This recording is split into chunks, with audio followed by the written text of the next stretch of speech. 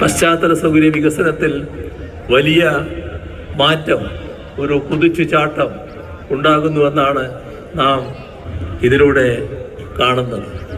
വിവിധ രംഗത്തുള്ള ഇടപെടലുകൾ, നമ്മുടെ വിദ്യാഭ്യാസ രംഗം, സ്കൂളുകൾ, വലിയ തോതിൽ നമ്മുടെ സ്കൂളുകളിലെ നിലകൾ മാറിയിരിക്കുന്നു. 5000 കോടിയോളം രൂപയാണ് കേരളത്തിലെ പൊതുവിദ്യാഭ്യാസ രംഗം മെച്ചപ്പെടുത്തുന്നതിന് വേണ്ടി സർക്കാർ ചെലവഴിച്ചത്. അതിൻ്റെ ഭാഗമായി 2000-ൽ പരം സ്കൂളുകളാണ് നവീകരിക്കപ്പെട്ടത്. വലിയ മാറ്റം പൊതുവിദ്യാഭ്യാസ രംഗത്ത് ഉണ്ടായി എന്നതാണ് കാണാൻ നമുക്ക് സാധിക്കുക. ഇവിടെ 7 വൻകിട പദ്ധതികൾക്ക് 20,000 കോടി രൂപ ചെലവഴിച്ച് ഭൂമി ഏറ്റെടുക്കാനുള്ള നടപടികളാണ് കേരളത്തിൽ നടന്നുകൊണ്ടിരിക്കുന്നത്.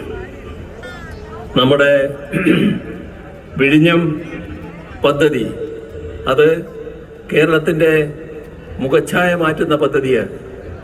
ആ പദ്ധതിയുടെ 1-ാം ഘട്ടം പൂർത്തിയാക്കാൻ നമുക്ക് കഴിഞ്ഞു. 4 ഘട്ടങ്ങളിലായിട്ടാണ് ആ പദ്ധതി പൂർത്തിയാക്കാൻ വിഭാവനം ചെയ്തിരുന്നത്. അതിൽ 2045-ൽ പൂർത്തീകരിക്കേണ്ടതാണ് ഈ 1-ാം ഘട്ടം കഴിഞ്ഞിട്ടുള്ള മറ്റു 3 ഘട്ടങ്ങൾ. എന്നാൽ ആ തുടർ ഘട്ടങ്ങൾ ഈ 2045-ന് മുൻപ്, 17 വർഷം മുൻപ് 2028-ൽ പൂർത്തീകരിക്കാനുള്ള ലക്ഷ്യത്തോടെ കാര്യങ്ങൾ നീങ്ങിക്കൊണ്ടിരിക്കുകയാണ്.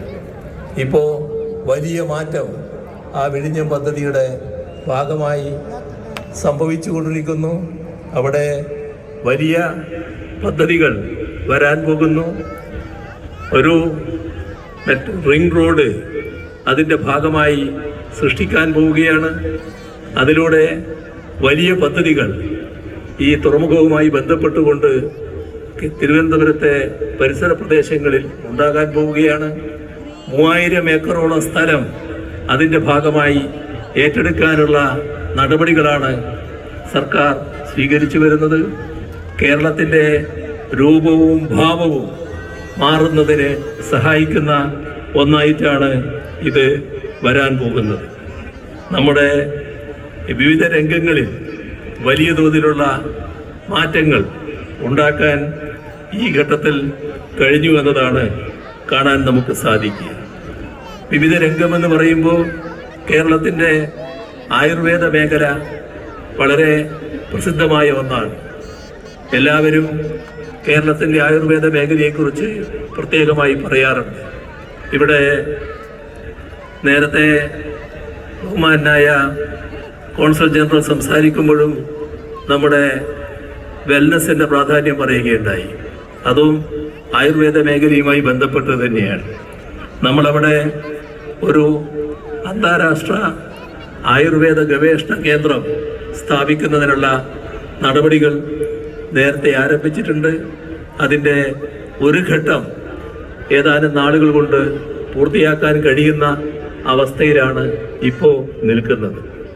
അതുപോലെ തന്നെ കേരളത്തിൻ്റെ വ്യാവസായിക വികസനത്തിൽ ഏറ്റവും നല്ല രീതിയിൽ സംഭാവന ചെയ്യാൻ കഴിയുന്ന ഒന്നാണ് കൊച്ചി ബാംഗ്ലൂർ വ്യവസായ ഇടനാഴി. അതിൻ്റെ ഭാഗമായി വലിയ തോതിൽ സ്ഥലം ഏറ്റെടുക്കൽ നടത്തിക്കഴിഞ്ഞിരിക്കുകയാണ്. പാലക്കാട്